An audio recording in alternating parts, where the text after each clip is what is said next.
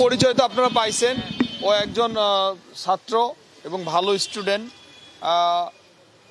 ওর যখন অ্যাক্সিডেন্ট হয়ে ঘটনাটা ঘটে, আমাদের মানবিক নেতা, প্রিয় নেতা, সবসময় যার মন কাঁদে এই দেশের জন্য, সবসময় যার মনটা পড়ে থাকে এই দেশের জন্য, যার ধ্যানে জ্ঞানে বাংলাদেশ, যে ছিল স্বাধীনতার ঘোষকের সন্তান, যে স্বাধীনতার ঘোষকের সন্তান, সেই সন্তান এবং সাবেক প্রধানমন্ত্রী বেগম খালেদা জিয়ার সন্তান জনাব তারেক রহমান মানবিক নেতা। এই মানবিক কাজগুলো আমরা বিএনপি পরিবারের মাধ্যমে করে আসছে। আমরা বিএনপি পরিবার তৈরি করেছে এই সমস্ত ছাত্র এবং জুলাই যোদ্ধা যারা আছে এবং শেখ হাসিনা, স্বৈরাচার শেখ হাসিনার সময় যারা পঙ্গুত্ব বরণ করেছে, এদের পাশে দাঁড়ানোর জন্যই আমাদের এই সংগঠনকে জনাব তারেক রহমান তৈরি করেছেন। এবং এই সংগঠনের কাজ আপনারা দেখেছেন। আমরা বাংলাদেশের এই পর্যন্ত ৪৪টিরও বেশি জেলায় গিয়েছি, প্রায় ৫০০ পরিবার দোরগোড়ায় গিয়েছি এবং জুলাই যোদ্ধা সহ খুমগুন পরিবারের অনেক সেবা আমরা করে যাচ্ছি। সবসময় প্রতিনিয়তই আমাদের মানবিক নেতা জনাব তারেক রহমান আমাদের পরামর্শ দিচ্ছেন, তার পরামর্শেই আমরা কাজ চালিয়ে যাচ্ছি। তারই অংশ হিসেবে আজকে এই যে আপনার আমাদের এই ভাইটির বাইজিদের আজকে নতুন পা সংযোজন করা হলো। আমরা নতুন জীবন পেয়েছে উনি। আমরা এইরকম কাজ জনাব তারেক রহমানের পরামর্শে প্রতিনিয়তই করে আসছি। এর আগেও আমরা করেছি, আগামীতে আরও করতে হবে। এখানকার যে কর্মকর্তা যে আছেন এই হসপিটালটার, উনি আমাদেরকে একটি আশ্বস্ত করেছেন, যেহেতু জনাব তারেক রহমানের মানবিক কাজ উনি এর পরেও আজকেও করেছেন, ওনার জন্য করেছেন, এরপরে উনি যথেষ্ট ছাড় দিবেন এবং এই মানবিক কাজে আমাদের পাশে থাকবেন। আরেকটি কথা না বললেই না, জনাব তারেক রহমান ফিরে আসছেন,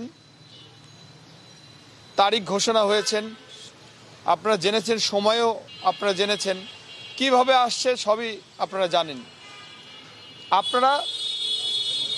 আপনাদের মাধ্যমে আমরা বিএনপি পরিবারের সবাই আমরা আপনাদেরকে আহ্বান জানাচ্ছি, আপনারা জনাব তারেক রহমানকে যেদিন স্বাগত জানানো হবে ওই দিন উপস্থিত থাকবেন এবং আপনাদের মাধ্যমে দেশবাসী তথা বিশ্ববাসীর কাছে জনাব তারেক রহমানের ভালো দিকগুলো তুলে ধরবেন এবং উনি যে একজন মানবিক নেতা, আগামীর ভবিষ্যৎ, এই কথাগুলো প্রচার করবেন, যাতে আমাদের প্রিয় নেতা আগামীর ভবিষ্যৎ জনাব তারেক রহমান একটি সুযোগ পায় বাংলাদেশ পরিচালনা করার জন্য।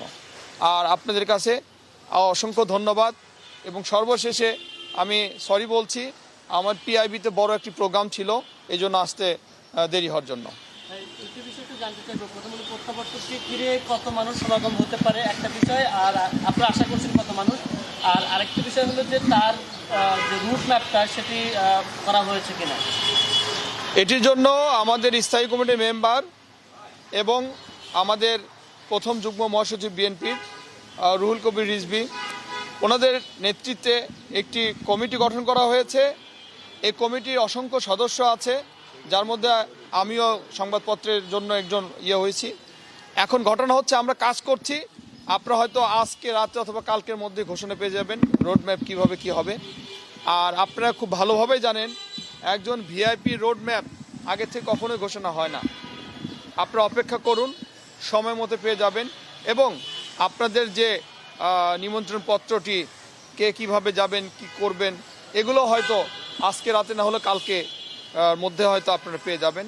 আমার সাথে আমাদের কথা হয়েছে, আমাদের মিডিয়া সেলের যে প্রধান আহ্বায়ক ডক্টর মওদুল আলমগীর পাভেল ভাইয়ের সাথে কথা হয়েছে।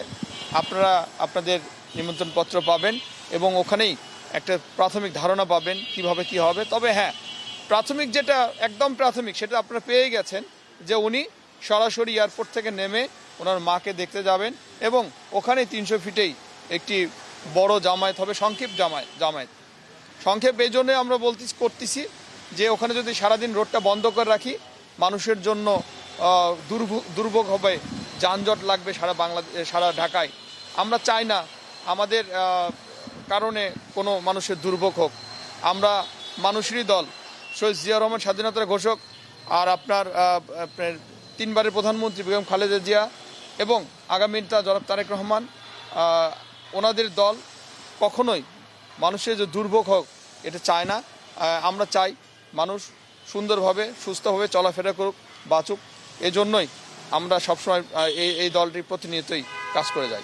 নেতাকর্মীদের উদ্দেশ্যে কোনো বিশেষ বার্তা থাকবে কিনা, কোথায় জনসমাগমটা হবে সেই অনুযায়ী আপনার কোনো বার্তা দিচ্ছেন কিনা? নেতাকর্মীদের শুধু তো এটা নেতাকর্মীদের সীমাবদ্ধ থাকবে না, এখানে আপনি যারা আসবে, আমার তো মনে হয় নেতাকর্মী 25% থাকবে, আর 75% থাকবে সাধারণ এবং আপামর জনতা এবং সাধারণ জনগণ, যারা জনাব তারেক রহমানকে ভালোবাসে, যারা শহীদ জিয়াকে ভালোবাসে, যারা বেগম খালেদাকে ভালোবাসে, তারাই এখানে ছুটে আসবে।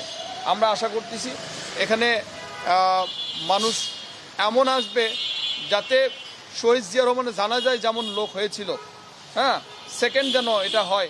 আমরা আশা করছি যে এই পরিমাণ মানুষ হবে এখানে। তাদের জন্য কোনো নির্দেশনা আছে কিনা, কোথায় তাদের জন্য নির্দেশনা এটাই, আমি তো মানে গতকাল রাতেই আমি শুনেছি ঢাকা শহরে নাকি তারা আসা শুরু করেছে, এবং আমি আমার জেলা বগুড়া থেকে কয়েকজন এরকম আমাকে এসে ফোন করেছে। আমি দল ধরে তারা অলরেডি চলে এসেছে, তারা বিভিন্ন বাসা বাড়িতে আশ্রয় নিয়েছে। আমি তাদের উদ্দেশ্যে বলবো ঢাকা শহরে সুশৃঙ্খলভাবে থাকবে এবং আমাদের কর্মসূচি শেষ করে তারা আবার সুশৃঙ্খলভাবে জেলায় তার নিজ নিজ স্থানে ফিরে যাবে। আসসালামু আলাইকুম।